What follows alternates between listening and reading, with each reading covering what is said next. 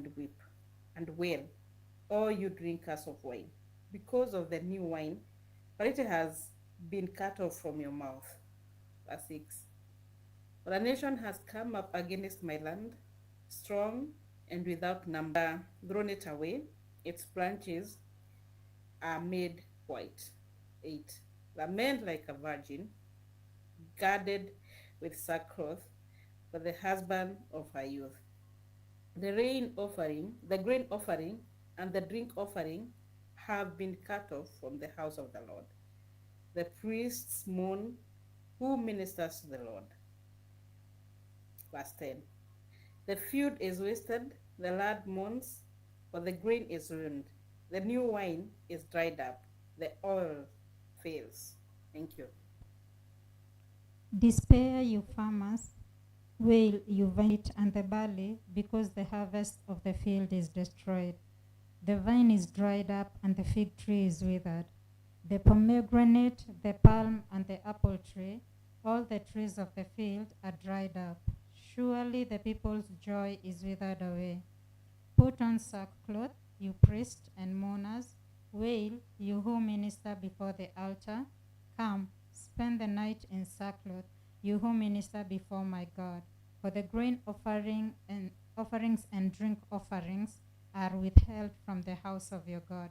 Declare a holy fast, call a sacred assembly, summon the elders and all who live in the land to the house of the Lord your God, and cry out to the day, for the day of the Lord is near. The Lord is near. It will come like destruction from the Almighty. Has not the food been cut off before our very eyes? Joy and gladness from the house of our God. The seeds are shriveled beneath the clods. The storehouses are in ruins.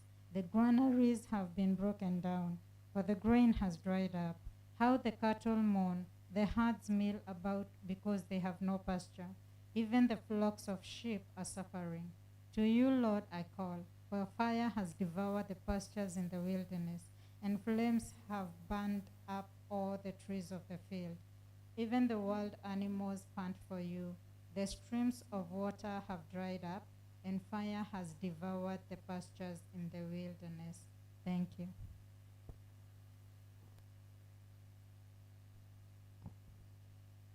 Thank you. Thank you, Jane, and thank you, Tabitha, and blessed be the reading of the Word of God. I think before we get to where we left, I feel the need to just do a recap and also lay a few emphases, and especially in helping us understand a few things about prophecy. One of the things that I realize is that in our time, there is very little understanding of prophecies or the prophetic.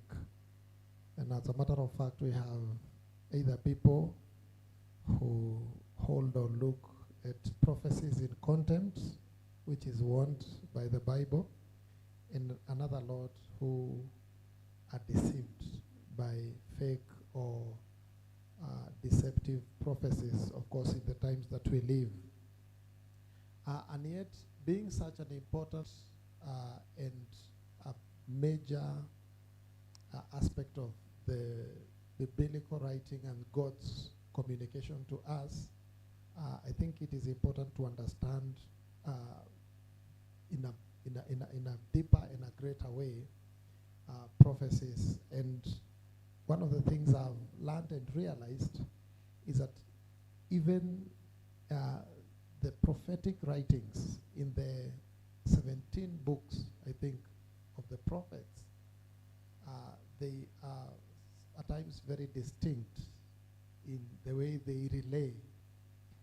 And so before we get to interpretation of the prophets, of the prophetic, we need to understand a few things towards interpretation. One thing is that prophecy is symbolic and poetic, and in many, and even in times that they are literal, they are not entirely literal.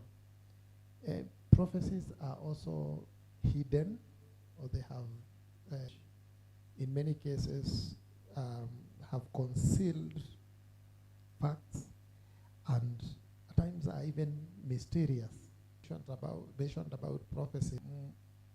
Many prophecies in the Bible are fulfilled now, progressively, and sometimes in fullness in the future. So some of the prophets or prophecies that we look at are not necessarily fulfilled and done. They may be progressively being fulfilled. And so it calls for very deep understanding to interpret and get the message of biblical prophecies. And by the way, Joel's prophecy is one of the most intense in terms of the messaging. If you look at the message of like Prophet Isaiah, because there is a lot of literal explanations or literal messaging, not be as difficult. But I would classify Joel's message or prophecies with the likes of Daniel's visions, where there's a lot of symbolism. And there are two things about symbolism. One is that there could be different interpretations. And so for scholars, it may end up being with different prophecies.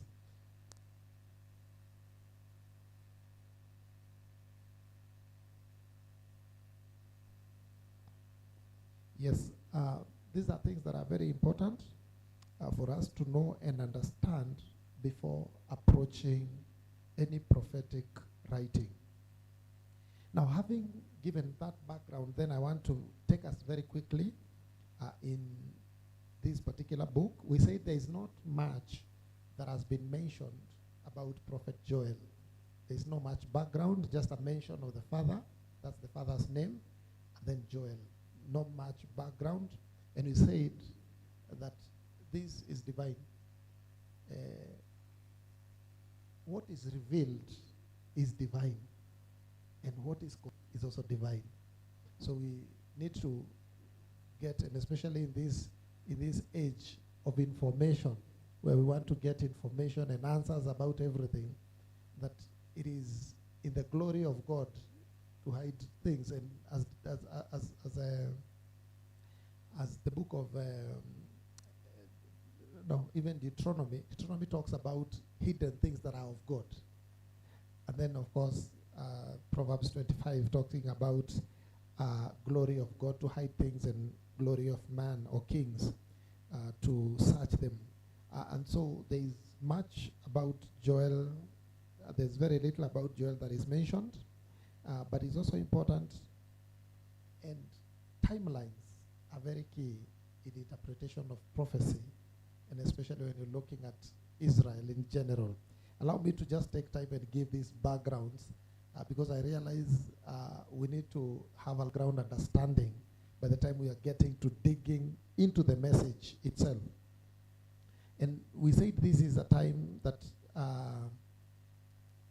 Israel has started to decline, in the sense of they are in the promised land, they have the law, God has given a direction on how they ought to live as his children, but they have started to decline. But also remember, it is very early. At this stage, both the kingdoms are divided, yes, but both the kingdoms are intact. Later it is the kingdom of Israel will be scattered or will be ended by an invasion of the Persians. And later, Prophet Joel is prophesying over. And I will show us where that falls in understanding of this prophecy. Of course, by Joel, and we said there are two recipients that we capture as the recipients of this prophecy.